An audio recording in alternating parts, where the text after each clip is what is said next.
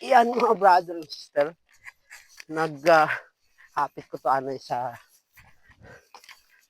balay kapakaisa ko.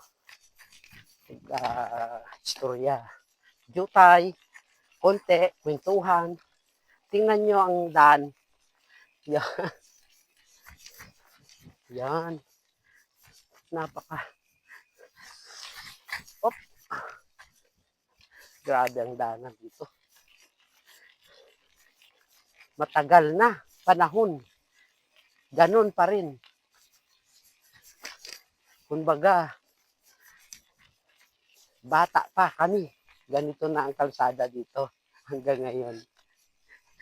Matanda na kami. Yapon. Yan mga brother and sister.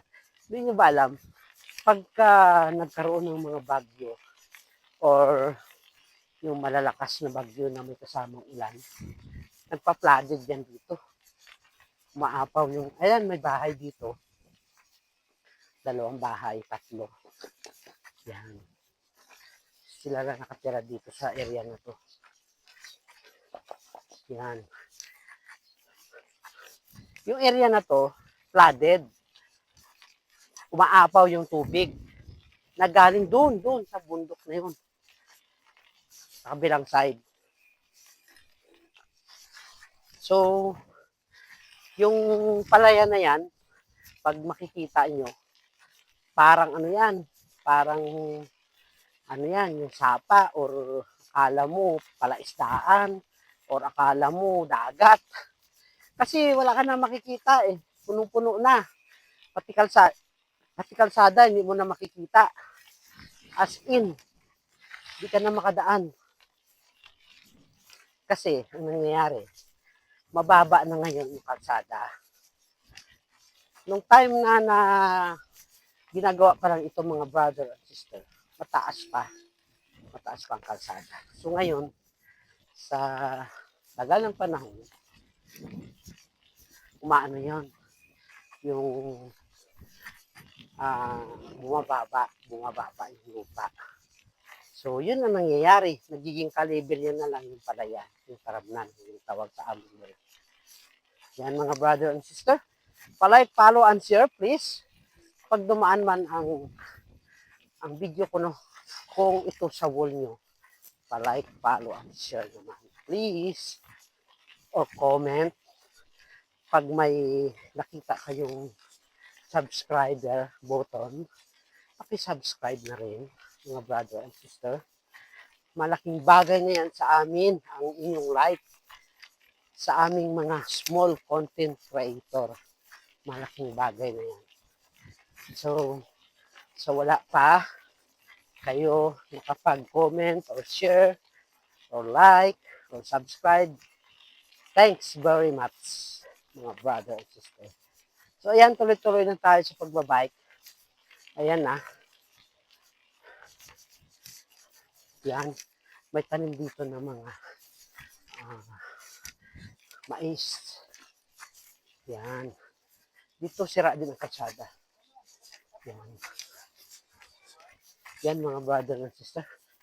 Buti nga may kanal-kanal na dito. Kaya no, kanal nila sa tabi ng kalsada. Dati wala. Yung tubig nga daan sa gitna. So ayan mga brother and sister. Medyo matarik ng konti. Pero wala na yan dito. Wala lang to. Flat. Patag. Kumbaga, patag. Patagalang ang hininga. Yan mga brother and sister. So, malapit na tayo sa bahay namin. Madaming putik yung bike ko. Pagdating dun, kunting pahinga. Tsaka mag-washing tayo ng bike natin. Kaya bukas siguro magra-ride tayo ulit. Kung matuloy na kami ni Bro Wash. Diba? Basi malong ride kami buwas. Balaan lang na kung saan na naman. Ito, patarik na naman to. Kunti lang. Yan. Kunting patarik. Yan mga brother and sister. Bike is life para sa akin. Masarap mag-bike. Nakaka-relax. Diba? Uy! Relax sa katawan. Oo. Oh, grabe. Relax sa katawan. Ay, hindi. Sa mind pala. Hindi ka marirelax dito. Kay pagka may taklado, hindi ka man marirelax. Kay nang pamwersa ka. Yan mga brother and sister. Malapit na ako sa bahay namin mismo. So, hanggang doon, tapusin natin yung video na to mga brother and sister. Para makita niyo yung bahay namin. Ha? Huwag kayong mag-skip. Tuloy-tuloy lang muna. Main road na ito, highway na. Yan. Kita nyo, nasa simento na tayo. Yan. So, mag-ano na tayo. Magkakanan tayo. Papunta sa bahay namin. Ito. Yan. Yan. Pakadto na sa balay. Sa balay namon. Yan. At saka, pakanan pa rin. Yan ang balay namon. Nakita nyo na. Yan, nakita nyo yan. Yung car ng puti. Yan, yan ang bahay namin. Yan. Yan. So, nandito na tayo mga brother and sister. Yan kung nakikita nyo. So, thank you for watching mga brother and sister. Bye-bye.